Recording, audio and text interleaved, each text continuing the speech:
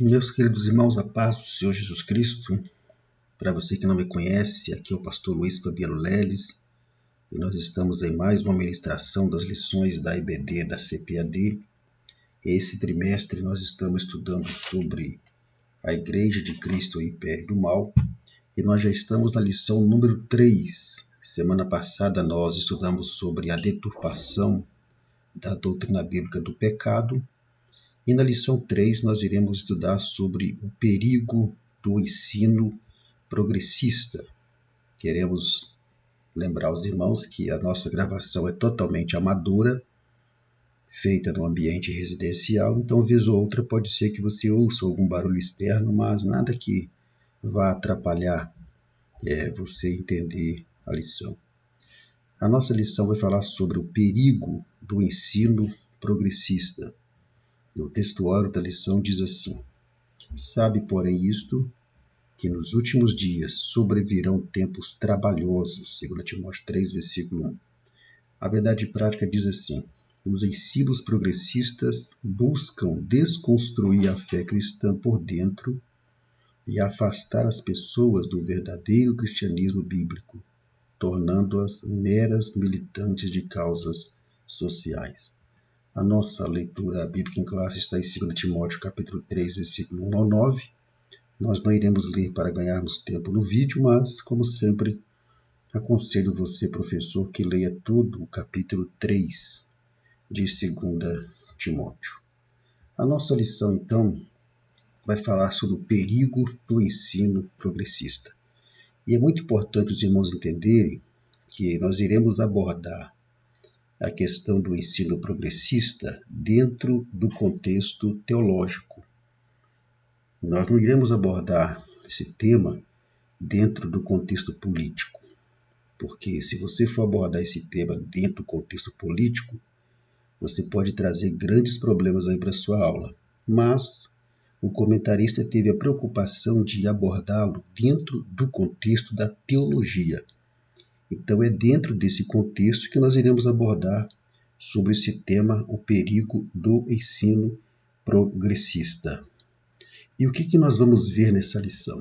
Bom, primeiramente vamos entender o que é o ensino progressista. Conforme eu disse, dentro do contexto teológico e não político. Então veremos o que é o ensino progressista.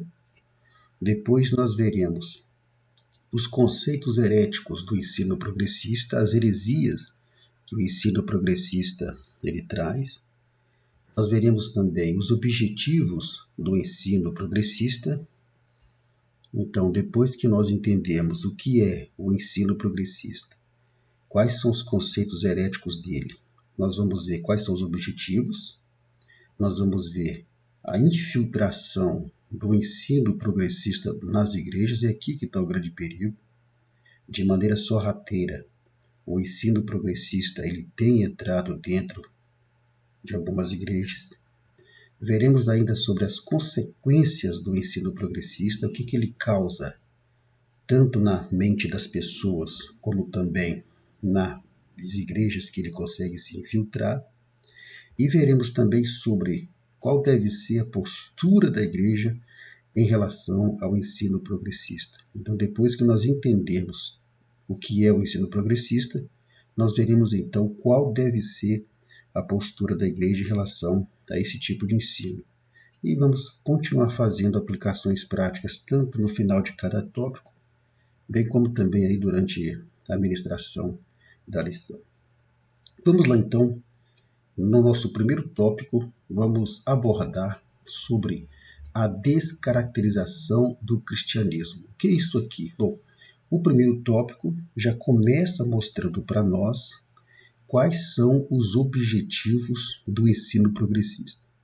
Mas para isso nós precisamos entender o que é o ensino progressista. O comentarista ele trouxe essa definição mais ali por segundo tópico, mas eu entendo que essa definição deveria ter sido trazida no primeiro tópico. E é o que nós vamos fazer aqui nesse subsídio. Então, primeira coisa, vamos ver o que é o ensino progressista.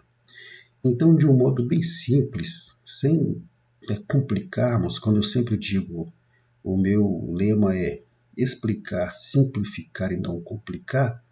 Então a gente procura trazer nesse subsídio umas explicações mais simples possível para facilitar para o professor. Então, dentro de uma explicação bem simplificada, o que é o ensino progressista? Bom, o ensino progressista nada mais é do que um conjunto de ensinamentos filosóficos, sociais, econômicos, e esses ensinamentos eles estão baseados numa ideia que a princípio não é errada. Que ideia que é essa?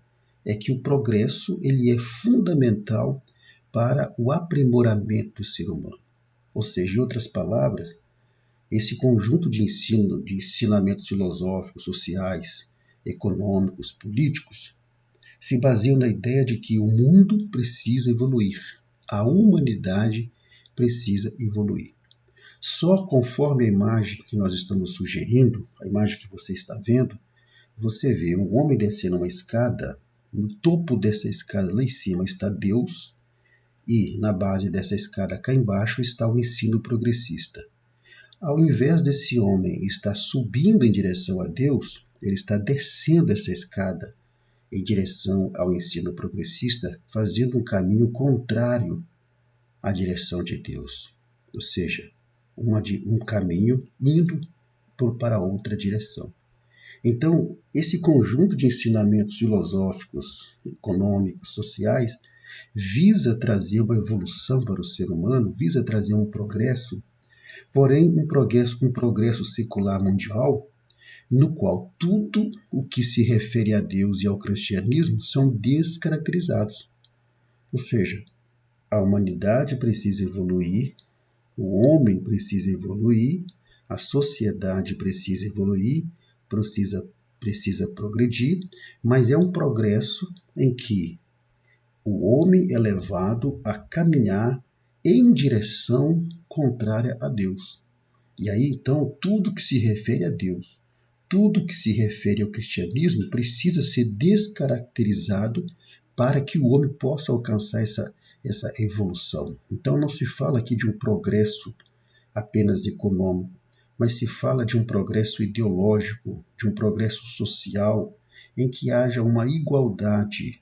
E o cristianismo e tudo aquilo que se refere a Deus acaba, dentro deste ensino progressista, trazendo mais desigualdade do que igualdade. Então, o ensino progressista nada mais é do que esse conjunto de doutrinas, de ensinamentos, de ideologias, que vai levar o homem a evoluir, a progredir numa direção contrária a Deus, para se alcançar uma igualdade entre todos os gêneros e entre todas as pessoas. Então, isso é o ensino progressista. Pois bem, uma vez que nós entendemos o que é o ensino progressista, e o ensino progressista se trata desse conjunto de ensinamentos filosóficos, ideológicos, econômicos, sociais, que visam essa evolução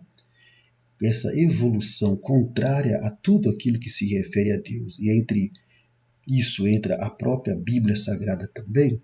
Então nós podemos entender agora quais que são os objetivos do ensino progressista. E o primeiro objetivo do ensino progressista é exatamente o quê? Exatamente descaracterizar o cristianismo bíblico. Mas para que isso aconteça, para que aconteça essa descaracterização do cristianismo bíblico, o ensino progressista vai fazer uso de alguns elementos.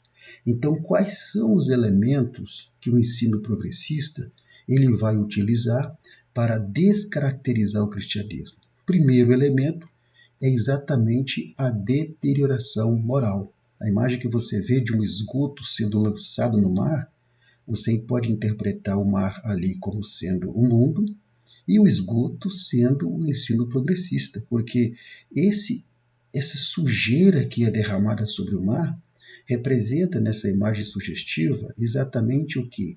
A deterioração moral. Eu não vou ler as citações aqui para ganharmos tempo, mas você, professor, pode ler as citações para você poder entender melhor esse contexto. Mas o primeiro elemento, então, que vai trabalhar para o ensino progressista para descaracterizar o cristianismo é a deterioração moral. Então nós observamos que dentro dessa deterioração moral, os valores morais têm dado lugar ao quê?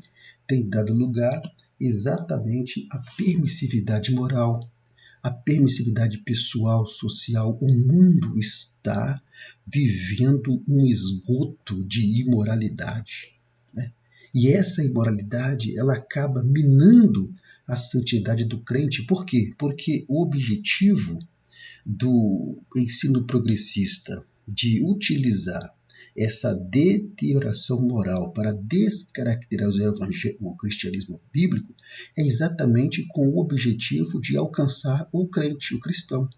Porque essa deterioração moral, ela acaba induzindo o crente ou o cristão a fazer o quê? A desprezar os princípios bíblicos, tornando o cristão pessoas meramente religiosas. Então, as pessoas se tornam meramente religiosos, como os fariseus eram, por exemplo, mas pessoas que não aplicam na sua vida os princípios bíblicos. Então, dessa forma, o ensino progressista, que é aquele conjunto de ensinamentos ideológicos, filosóficos, sociais, lembra? Acaba fazendo o quê? Descaracterizando o cristianismo bíblico. Porque se há uma coisa que faz parte do cristianismo bíblico, o verdadeiro cristianismo, é exatamente o quê? Uma mudança, uma transformação de comportamento e de vida e de atitudes. Só que dentro desse objetivo, dentro desse elemento da deterioração moral, o comportamento humano ele é associado à impiedade que é caracterizada pela degradação moral. Então as pessoas começam a ter um comportamento que vai diretamente contra os princípios do cristianismo bíblico, que é baseado nas Sagradas Escrituras. Então, dentro desse elemento, o que o ensino progressista faz? Ele enfraquece a doutrina bíblica por meio do relativismo. É aquilo que nós vimos na lição passada. Na verdade, essa lição número 3 é uma continuação da lição número 2. Então, o principal elemento que o ensino progressista vai usar para descaracterizar o cristianismo bíblico é exatamente enfraquecendo a doutrina bíblica por meio do relativismo.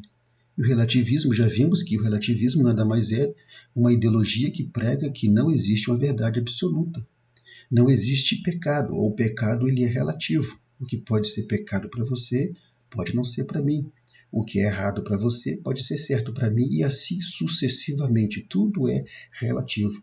E esse relativismo acaba instigando as pessoas a ter uma má conduta, inclusive pessoas cristãs, que são corrompidas por esse relativismo e dessa forma o verdadeiro evangelho ele é descaracterizado, ou seja, o verdadeiro cristianismo ele é descaracterizado. Lá em 2 Timóteo, capítulo 3, versículo 2 ou 4, você vai ver exatamente isso. Lá diz, capítulo 3, versículo 2 e 4, diz exatamente assim: porque haverá homens amantes de si mesmo, avarentos, presunçosos, soberbos, blasfemos, desobedientes a pais e mães, ingratos, profanos, sem afeto natural, irreconciliáveis, caluniadores, incontinentes, cruéis, sem amor para com os bons, traidores, obstinados, orgulhosos, mais amigos dos deleites do que amigos de Deus, tendo aparência de piedade, mas negando a eficácia dela. Esse é o tipo de pessoas que irão ter diante de um enfraquecimento da doutrina bíblica por meio do relativismo. Então, o primeiro objetivo do ensino progressista é descaracterizar o verdadeiro cristianismo e o evangelho. Por quê? Porque o verdadeiro cristianismo, o verdadeiro evangelho, ele é composto por pessoas que têm um comportamento diferente a esse comportamento que nós vimos aqui em 2 Timóteo, capítulo 3, versículo 2 e versículo 4. Bom, o primeiro elemento é esse, a deterioração moral. O segundo elemento que o ensino progressista vai usar para poder descaracterizar o cristianismo bíblico, o evangelho, é exatamente a erosão da ortodoxia. A imagem que você está vendo ali é de uma suposta ovelha, mas que pela sombra nós estamos percebendo que não é uma ovelha, na verdade é um lobo, você vai entender isso. Então, por meio da erosão da ortodoxia, o que é a ortodoxia? São o ensinamento correto das Escrituras. Então, por meio de falsos mestres, que são exatamente os protagonistas desse movimento progressista, esse ensinamento progressista tem se infiltrado nas igrejas por meio desses falsos mestres, pastores, líderes, exatamente fazendo o quê? Com a aparência de cordeiro, com a aparência de ovelhas, conforme a imagem sugere, mas com os corações de lobos devoradores. Tem aparência de ovelha, mas na verdade são lobos devoradores. E dessa forma, então, por meio dessas pessoas infiltradas no meio das igrejas, como ovelhas, na pessoa, na função de mestres, de professores, de pastores, de líderes, não é verdade? Acabam fazendo o quê? Desconstruindo o cristianismo por dentro, desconstruindo a ortodoxia bíblica, que é o ensino correto das Escrituras, por dentro, fazendo uma implosão. E de que forma que ele faz isso? Aí você vai lá em Judas, no versículo 4, 8, 10, 12, 16, 18 e 19, que você vai ver. Esses versículos vão mostrar para nós que esses falsos mestres, eles pegam o texto bíblico e reduzem esse texto bíblico a um mero registro de experiências religiosas que, para eles também, essas mesmas experiências são contestáveis. E o conteúdo doutrinário das Escrituras vai ceder espaço para quê? Vai ceder espaço para a cultura, vai ceder espaço para o entretenimento, e buscando um resultado quantitativo a qualquer custo e não qualitativo. Então, o ensino progressista ele se infiltra nas igrejas com o objetivo de causar uma erosão da ortodoxia, ou seja, uma implosão, uma desconstrução interna dos princípios bíblicos, trocando o conteúdo doutrinário da palavra por entretenimentos, por shows, por culturas e várias outras coisas que acabam fazendo, colocando o evangelho de lado, colocando o conteúdo doutrinário de lado e buscando atrair o maior número de pessoas, porque o importante não é a qualidade dos cristãos que terão ali, mas a quantidade que terão ali, porque será uma quantidade corrompida, uma quantidade de pessoas contaminada pelos ensinos progressistas. Então, eles usam esse elemento da erosão da ortodoxia por meio de falsos mestres, de falsos líderes, falsos pastores, que no lugar do conteúdo doutrinário da palavra vão implantar toda sorte de inovações, mas deixando sempre a palavra de lado. E desse jeito aí, então, é formado um bando de cristãos que não vivem o verdadeiro cristianismo. É tudo que o ensino progressista quer. O outro elemento é a corrupção da fé. Então, estamos analisando aqui nesse primeiro tópico quais são os elementos que o ensino progressista usa para descaracterizar o cristianismo. O primeiro elemento, vimos, foi a deterioração moral. O segundo elemento é a erosão da ortodoxia, causa uma implosão por dentro da doutrina, internamente na igreja, desprezando o conteúdo doutrinário.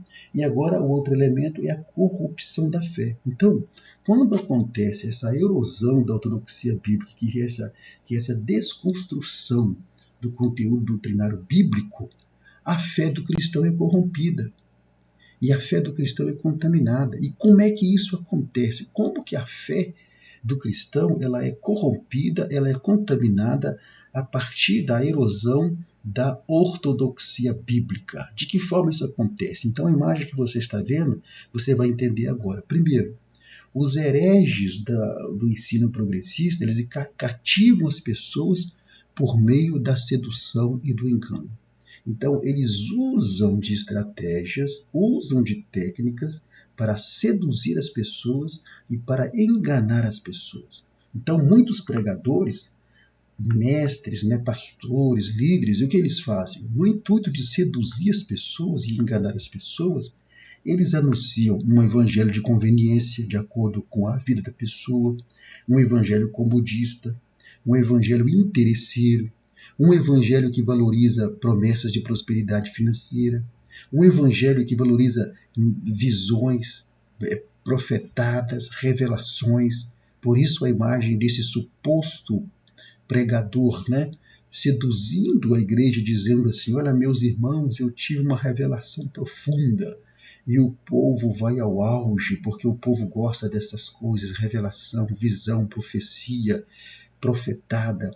E não que nós não creiamos nisso, mas essas coisas muitas vezes são usadas de forma incorreta, inspiradas não por Deus, e ali esses falsos mestres acabam seduzindo as pessoas com falsas visões, falsas revelações, falsas profecias, pregando um evangelho sem renúncia, um evangelho sem arrependimento, um evangelho sem mudança de vida, sem transformação, um evangelho do oba-oba, venha como está, continua como está. Tudo isso é o quê?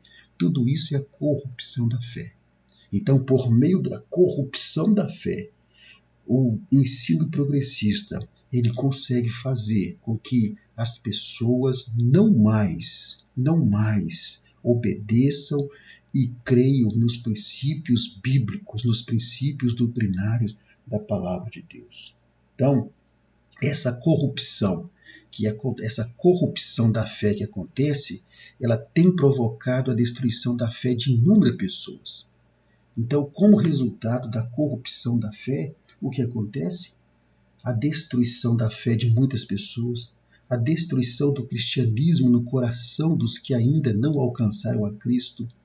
Algumas pessoas que não alcançaram a Cristo devido ao mau comportamento, à má atitude, à não mudança de vida desses supostos líderes e crentes que tiveram a sua fé corrompida e que agem como se não fossem crentes, acabam matando dentro do coração de muitos que não conheceram a Cristo a fé que está nascendo e até mesmo o verdadeiro cristianismo. É uma pena que a imagem não está aparecendo aí, mas para você ter uma ideia, hoje em dia o título de pastor evangélico não tem o mesmo respeito que tinha antes. Antes, quando se falava pastor ou mesmo evangélico, havia um respeito muito grande. Mas por causa dessa corrupção da fé, de muitos líderes, de muitos membros de igreja, de muitos crentes, pastores, que tiveram sua fé corrompida, que tiveram, por causa dessa corrupção da fé, comportamentos inadequados, perdeu-se o respeito por esses títulos. Pessoas deixaram de crer, pessoas deixaram de acreditar, e o cristianismo deixou de nascer no coração daquelas pessoas que ainda não alcançaram a Cristo. Então, é dessa forma, por meio desses elementos, que o ensino progressista ele acaba descaracterizando o verdadeiro cristianismo, tornando o cristianismo algo banal, tornando o cristianismo algo sem valor, tornando o cristianismo algo simplesmente que não vale a pena, algo que não é verdade. Então, quais são as aplicações práticas que nós podemos tirar aqui? Primeiro, olha só, apesar das investidas heréticas do ensino progressista, a Bíblia nos adverte a vivermos em santidade em qualquer época e em qualquer lugar. Em qualquer época e em qualquer lugar, nós precisamos viver em santidade. Segundo, nós não podemos negar a inspiração, a autoridade, inerrância, infalibilidade da palavra de Deus, que é a única capaz de constranger a consciência dos pecadores. A palavra de Deus é a única que consegue constranger a consciência dos pecadores. Então, nós precisamos simplesmente cada vez mais reafirmar a inspiração, a autoridade e inerrância da palavra de Deus. E terceiro, a fé corrompida é um perigo, por quê? Porque ela leva o cristão a ser igual ao mundo e não igual a Cristo. E o que Paulo vai dizer em 1 Coríntios 11, versículo 1 e Filipenses 3,17? Sede meus imitadores como eu sou de Cristo. Então, quando o crente tem a fé corrompida, ele acaba vivendo igual ao mundo e não igual a Cristo. E Romanos 12:2 vai dizer, né? Não vos conformeis com este mundo, mas transformai-vos pela renovação do vosso entendimento. Então, nesse primeiro tópico, nós abordamos que o primeiro objetivo, né? O primeiro objetivo do ensino progressista é exatamente a descaracterização do cristianismo bíblico, e ele usa desses elementos da imoralidade ou da deterioração moral, da erosão da ortodoxia, da corrupção da fé, exatamente para poder descaracterizar o evangelho cristão, o evangelho bíblico, o cristianismo bíblico, e torná-lo algo banal, sem valor nenhum e sem credibilidade. Pois bem, vamos então ao nosso terceiro tópico. E aí nós vamos agora então aqui ao nosso terceiro tópico, segundo tópico, aliás, vamos ao nosso segundo tópico, onde nós iremos falar sobre as teorias progressistas. Bom, quais são os conceitos heréticos do ensino progressista? Aqui nós vamos ver quais são os ensinamentos heréticos do ensino progressista. Está acontecendo uma falha aqui que não está aparecendo algumas imagens. E eu não vou poder parar agora para consertar isso, tá bom? Mas vamos então à ministração. Então, quais são os conceitos heréticos do ensino progressista? Primeiro, a desconstrução da Bíblia. Então, nós podemos observar que o ensino progressista nada mais é do que um desdobramento do liberalismo teológico. Nós vimos isso na lição passada. Então, o ensino progressista ele nasce exatamente do liberalismo teológico. E o que o ensino progressista ele promove? Primeiro, dentro da desconstrução da Bíblia, ele promove um repúdio à inspiração e inerrância da Bíblia. Eles repudiam, rejeitam a inspiração verbal plena, a inerrância, a infalibilidade da Bíblia. Segundo, eles têm ênfase no antropocentrismo, ou seja, o homem como centro. Isso acaba produzindo pessoas egocêntricas, retirando dessas pessoas a convicção do pecado. O homem se posiciona mais como uma vítima e não como um culpado. Terceiro, ainda na desconstrução da Bíblia, eles promovem uma reinterpretação e uma ressignificação da Escritura para satisfazer a concupiscência humana. A imagem que nós tínhamos aqui, que não está aparecendo, é de uma Bíblia sendo lançada numa lixeira, e nessa lixeira tem um símbolo de reciclagem. Por quê? Porque é exatamente isso que o ensino progressista tem como heresia, que a Bíblia precisa ser o quê? Reinterpretada. A Bíblia precisa ser ressignificada. Tem que dar um novo significado à Bíblia, uma nova interpretação à Bíblia. Com qual objetivo? Para satisfazer os desejos da carne, para satisfazer a concupiscência do homem, para satisfazer os movimentos que pregam liberdade. E o liberalismo teológico fala sobre isso. Tivemos até pouco tempo aí algumas pessoas aí reivindicando exatamente isso, que a Bíblia seja reinterpretada, ressignificada. A Bíblia não precisa de ressignificação, muito menos de uma reinterpretação. O que a Bíblia precisa é de pessoas que vivam os seus princípios. E por último, promovem a salvação por meio de uma reforma social com a relativização do pecado, da moral e da fé bíblica. Vimos aqui tudo sendo relativizado. Dessa forma, o que eles estão promovendo? A desconstrução da Bíblia. Por quê? Porque a Bíblia é um livro que está defasado.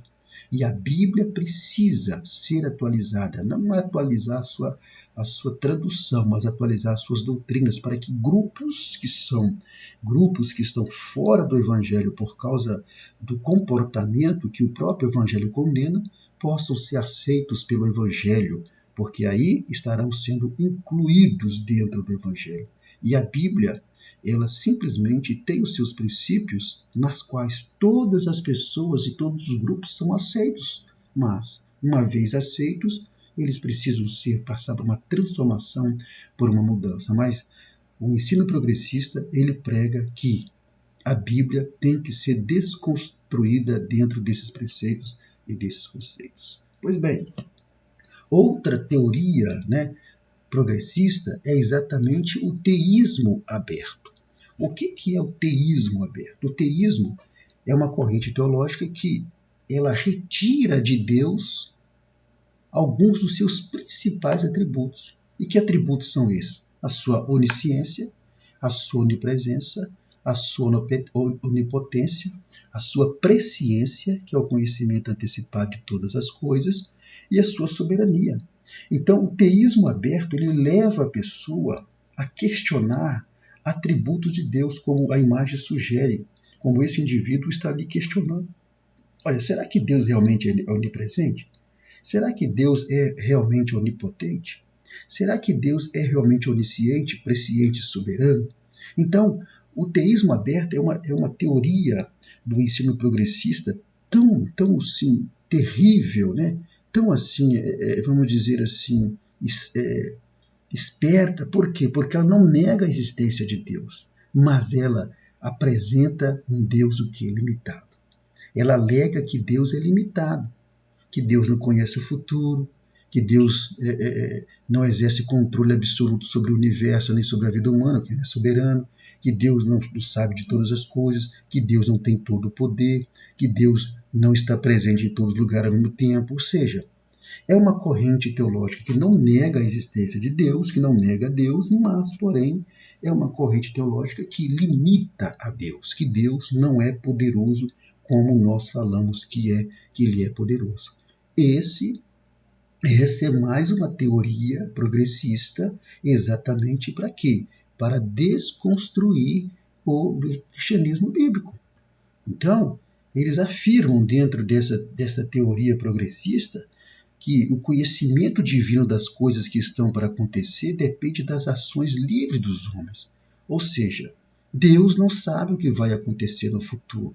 Deus vai agindo conforme as atitudes do homem.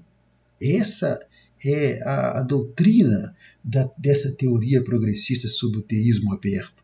Então, dessa forma, eles fazem com que Deus possa mudar constantemente de ideia sobre suas ações de acordo com o desenrolar dos acontecimentos, como eu disse, ou seja, conforme o homem vai agindo, conforme as ações do homem, conforme as atitudes do homem, Deus vai agindo, porque Deus não consegue ver o futuro, Deus não sabe o que vai acontecer no futuro, e dentro dessa teoria progressista, Deus ele foi pego de surpresa com a queda do homem. Então, quando o homem cai, Deus foi pego de surpresa, porque Deus não sabe o que vai acontecer no futuro.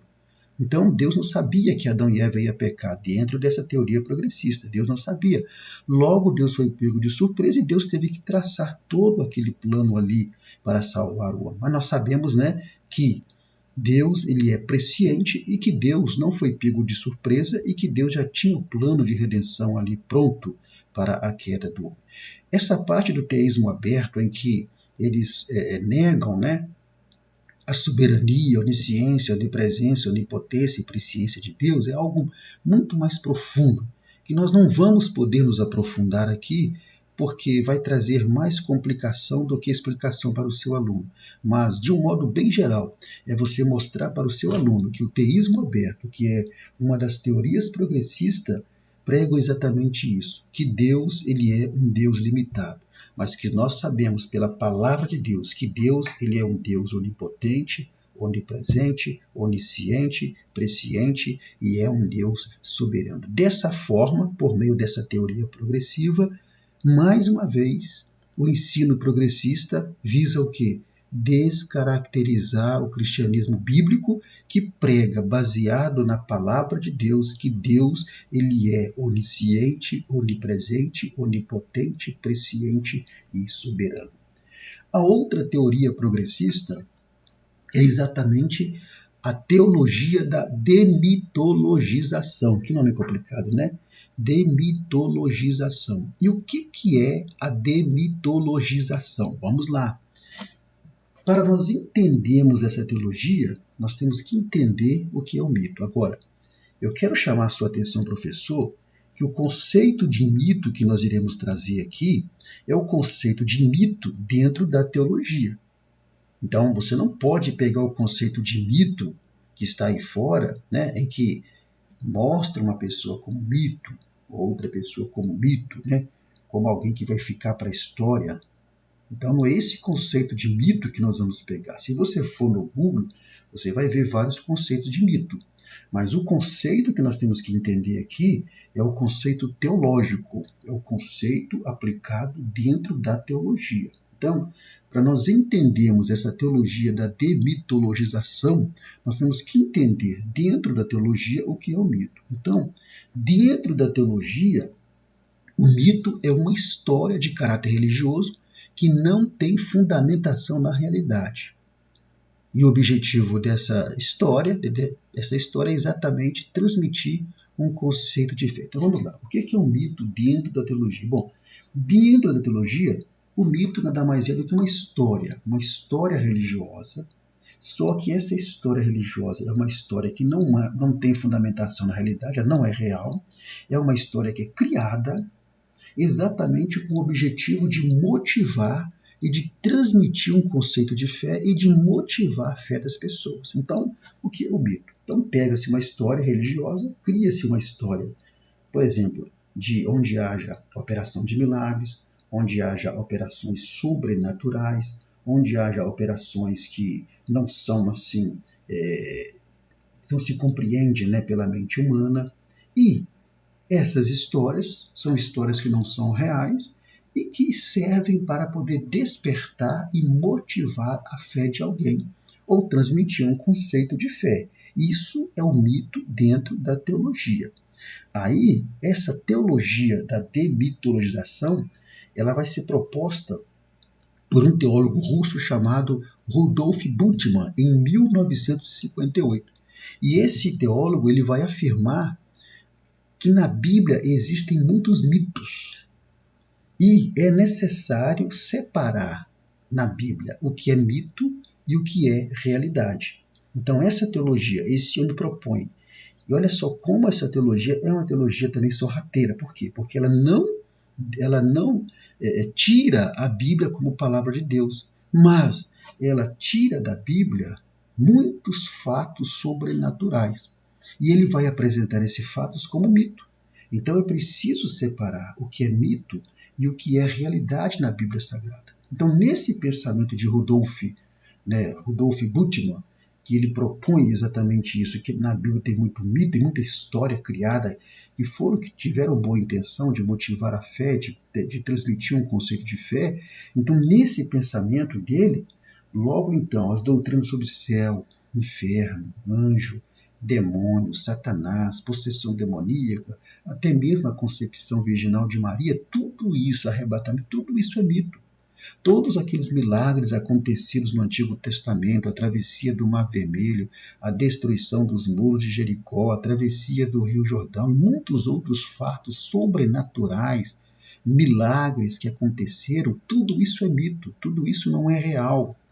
Então, eles afirmam ainda que toda a apresentação que o Novo Testamento faz de Jesus não passa de mito, porque os evangelhos vão apresentar um Jesus que opera milagres, um Jesus que cura, um Jesus que ressuscita, mas essa teoria progressista, proposta por esse homem, vai dizer que não, que tudo isso não era real, que todas essas ações não eram real, que tudo isso, todas essas histórias, na verdade, são reflexo do pensamento pré-científico das pessoas do primeiro século, que não há realidade nisso. Então, para essa teoria progressista, esses mitos não têm validade para o homem pós-moderno, porque o homem pós-moderno acredita o quê? Na ciência. O homem pós-moderno acredita na medicina, na tecnologia, não acredita em milagres, não acredita em orações. Resumindo, para essa teologia da demitologização, milagres não existem.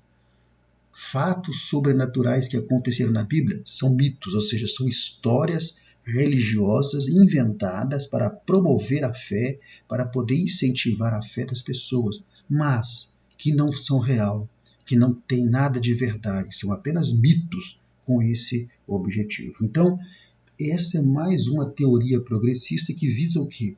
Descaracterizar o verdadeiro cristianismo. Por quê? Porque o cristianismo bíblico é aquele cristianismo que prega um Jesus que cura, um Jesus que ressuscita, que prega um evangelho de poder, um evangelho de transformação, um evangelho de milagres. E aí, então, dessa forma, o que acontece? Leva o homem a não crer em nada de milagre que acontece na Bíblia. Então, qual que é a aplicação prática desse tópico aqui? Primeiro, os dogmas nascidos do pensamento progressista têm como principais pressupostos, primeiro, a aniquilação e a desconstrução de tudo o que é considerado sagrado, inclusive a Bíblia. Resumindo, então, esses conceitos heréticos do ensino progressista, essas teorias progressistas, elas visam simplesmente desconstruir tudo aquilo que é sagrado. Aí dentro de tudo isso que é sagrado, entra o quê? Entra a própria Bíblia Sagrada. Segunda aplicação prática, o teísmo aberto mina a sabedoria e a majestade, infinitude, conhecimento, existência e glória de Deus, exaltando a natureza e condição do livre-arbítrio do homem, ou seja, o homem ele tem o livre-arbítrio, logo então Deus não tem soberania sobre o homem. O teísmo aberto então mina essa sabedoria de Deus. Terceiro, a teologia da demitologização visa levar a pessoa a descrer completamente de tudo o que a Bíblia registra como milagre sobrenatural, eterno e real. Ou seja, leva a pessoa a ser um cético. E o que é pior ainda, a demitologização da Bíblia, e essa teoria, ela propõe que a Bíblia só é digna de credibilidade quando se separa o que é mito, o que é realidade. Se não separar o que é mito do que é realidade, então a Bíblia não tem credibilidade. E aí, então, as pessoas que são influenciadas por essa teologia acabam virando pessoas céticas, ou seja, pessoas que não crêem mais em milagres, que não crê mais no sobrenatural, naquilo que é eterno e naquilo que é real e naquilo que realmente aconteceu como milagre e como sobrenatural dentro da Bíblia Sagrada, tanto no Antigo como no Novo Testamento. Pois bem, assim chegamos ao nosso terceiro tópico. No nosso terceiro tópico, nós vamos ver agora qual deve ser a postura da igreja. Então a igreja ela tem que se posicionar refutando todo esse ensino progressista. Então qual deve ser a postura da igreja diante de toda essa situação dos ensinos progressistas? Como a igreja deve agir? Primeiro, a igreja precisa reafirmar a autoridade da Bíblia Sagrada. Essa Bíblia que você está vendo na imagem, com um reflexo do céu sobre ela, do céu, né? Um brilho vindo do céu sobre ela, é exatamente sugerindo o quê? Que a Bíblia ela não tem origem no homem. A Bíblia tem origem em Deus. Foi Deus que deu a Bíblia para o homem, e não o homem que deu a Bíblia para o homem. A Bíblia ela tem a sua origem divina. Então, se ela tem a origem divina, ela tem o quê? Uma autoridade. Então, a igreja, diante desses ensinamentos progressistas, ela precisa ter uma autoridade de quê? De reafirmar a autoridade dela. E como é que a igreja faz isso? Reafirmando a inspiração divina, verbal e plenária da palavra de Deus. Toda a escritura divinamente inspirada. A igreja precisa reafirmar isso cada vez mais. Então essa inspiração faz da Bíblia a única regra infalível e autoridade final de fé e conduta. Eu vi nas redes sociais um indivíduo dizendo que nós temos que parar de ficar dizendo que a Bíblia é regra de fé e prática e conduta do cristão. Porque a Bíblia não é regra de fé e conduta e prática para o cristão. Parem com isso, parem de dizer que a Bíblia é uma regra de fé infalível, de autoridade final de fé e conduta. Essa pessoa dizia isso. Então isso é o quê? Isso é alguém que já foi influenciado pelos ensinos progressistas. Então o que faz da Bíblia ser infalível, o que faz da Bíblia ser ela o único livro de ser uma regra de fé e prática do cristão é porque ela tem autoridade divina, ela vem de Deus. Então, a igreja tem que se posicionar, reafirmando essa inspiração, resistindo à presunção das ideologias humanas em acrescentar ou retirar alguma coisa das Escrituras. Aquele que tirar, acrescentar ou tirar, diz a Bíblia, que ele será condenado, ali está. Então, quando se propõe a ressignificação da Bíblia, a reinterpretação da Bíblia, do texto sagrado, significa que a pessoa está querendo colocar ou querendo tirar alguma coisa. E a igreja tem que ter a postura de resistir a essa presunção. E nós sabemos que há todo um movimento dentro do ensino progressista de ressignificação e de reinterpretação da palavra de Deus para poder incluir grupos que a própria palavra de Deus condena, não o comportamento desses grupos. Então, essa é a primeira postura da igreja. Segunda postura da igreja, ensinar as doutrinas bíblicas. Porque além de pregar o evangelho, Jesus deixou uma grande comissão em duas missões: pregar o evangelho e ensinar a palavra de Deus. Mas não é ensinar a palavra de Deus de qualquer forma, é ensinar a palavra de Deus obedecendo pelo menos 3 critérios. E quais são esses critérios? Vamos lá, Mateus 28, versículo 19 e 20 diz assim: portanto, ide, ensinai todas as nações, batizando-as em nome do Pai, e do Filho e do Espírito Santo, ensinando-as a guardar todas as coisas que eu vos tenho mandado. E eis que estou convosco todos os dias até a consumação dos séculos. Então, qual deve ser a postura da igreja diante dos ensinos progressistas? Primeiro, reafirmar a autoridade da Bíblia. Segundo, ensinar as doutrinas da Bíblia, mas ensiná-las obedecendo pelo menos 3 critérios importantes. Primeiro critério, ensinar o que Jesus mandou. E de ensinar em todas as nações, ensinar o que Jesus mandou. Isso implica no quê? Isso implica que não se trata de ensinar doutrina de homens, modismos, tradições humanas, legalismo, não. É ensinar o que Jesus ensinou. E o que Jesus ensinou? Você pega os evangelhos, você pega o Sermão da Montanha e você vai ver tudo o que Cristo ensinou.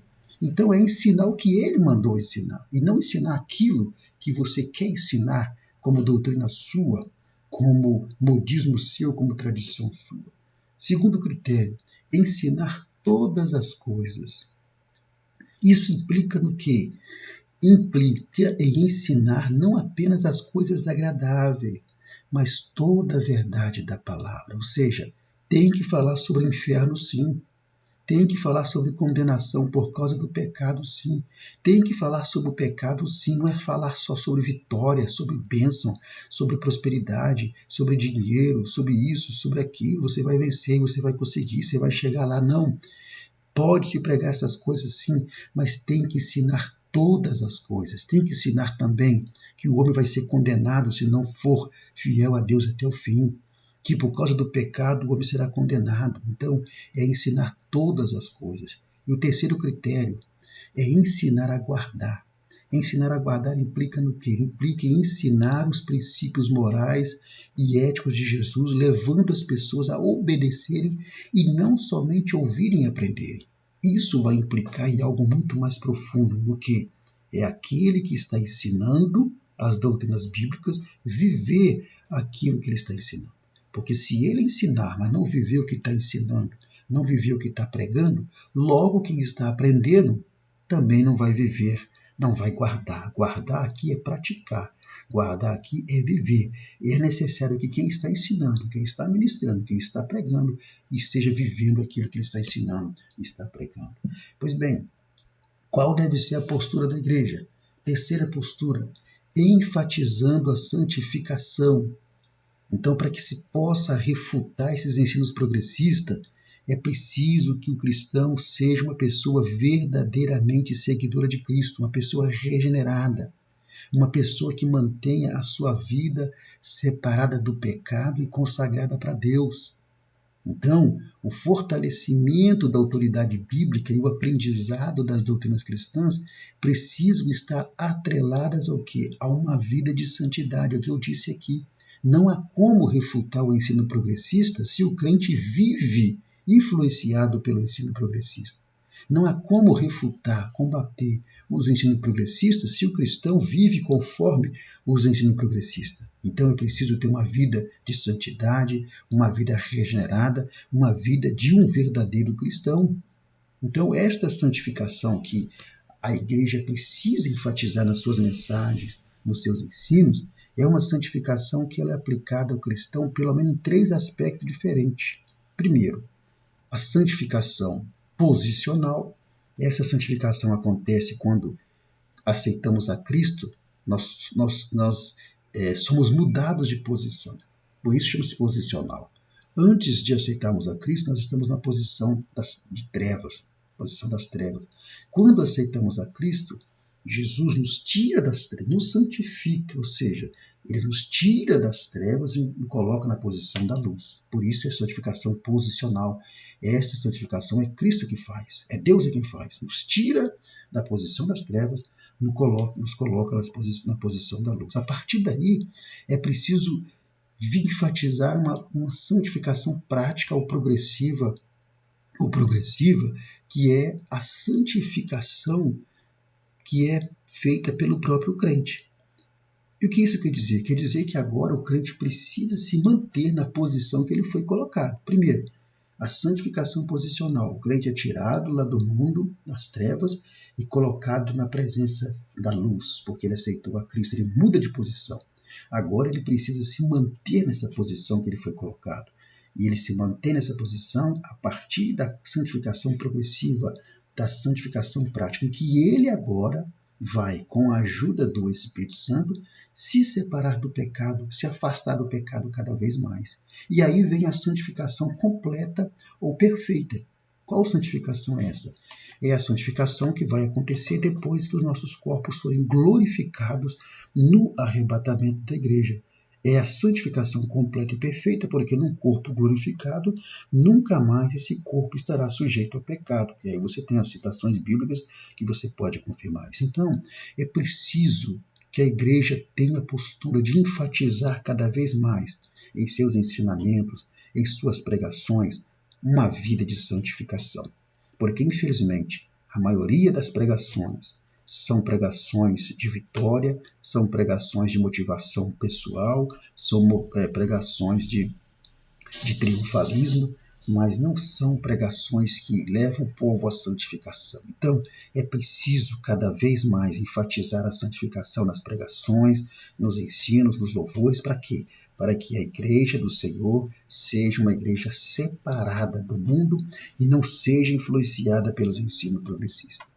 Pois bem, quais são as aplicações práticas desse último tópico? Primeiro, toda a autoridade da Bíblia depende exclusivamente de sua origem divina. Por isso que ela tem autoridade, porque ela vem de Deus e não do homem. Foram escritas por homens, porém inspirados por Deus. Segundo, para tornar as pessoas seguidoras de Cristo, é preciso que, junto com a pregação do Evangelho, haja dedicação ao ensino sistematizado da palavra de Deus. As igrejas precisam investir mais no ensino sistematizado da palavra de Deus. Não apenas em pregações, porque muitas pregações vêm e vão, e muitas vezes pregadores itinerantes falam muita bobagem.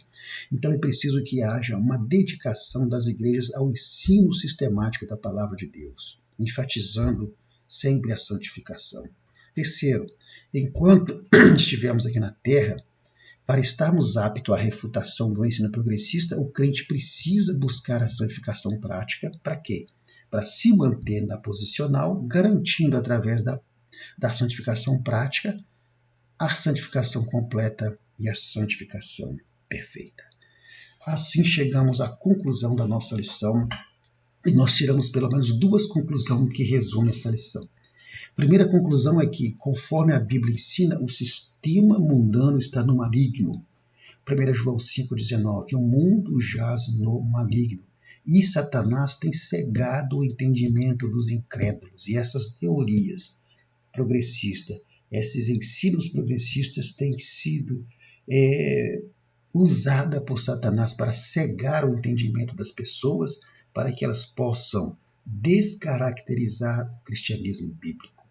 E segunda conclusão é que a posição da igreja diante de tudo isso não deve ser de inércia, não deve ser de uma igreja parada, mas de uma igreja de resistência, uma igreja de fé, uma igreja de santidade, entendendo que a batalha da igreja não é contra as pessoas, não é contra instituições, não é contra grupos. A batalha da igreja é contra as hostes da maldade nos lugares celestiais, são contra os espíritos malignos que trabalham dentro desse sistema. E para isso, a igreja dispõe de armas que não são carnais, mas armas que são espirituais, não amando o mundo.